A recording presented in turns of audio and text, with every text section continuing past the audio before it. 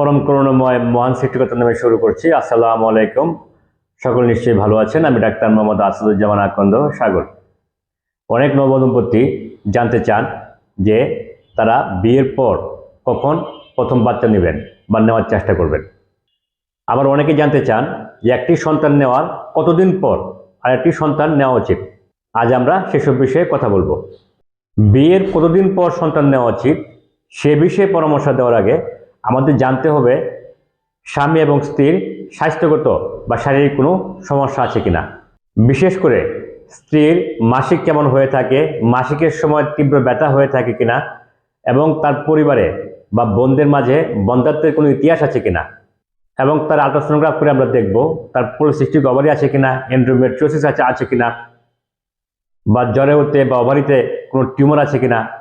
যদি এই ধরনের কোনো সমস্যা না থাকে তাহলে ওনারা 2 কি 3 বছর পর সন্তান নিতে পারেন। আর যদি এই ধরনের সমস্যা থেকে থাকে তাহলে খুব দ্রুতই তাদের সন্তান নেওয়া উচিত বা নেওয়ার চেষ্টা করা উচিত। আবার অনেকে জানতে চান একটি বাচ্চা হওয়ার কতদিন পর আরেকটি সন্তান নেওয়া উত্তম।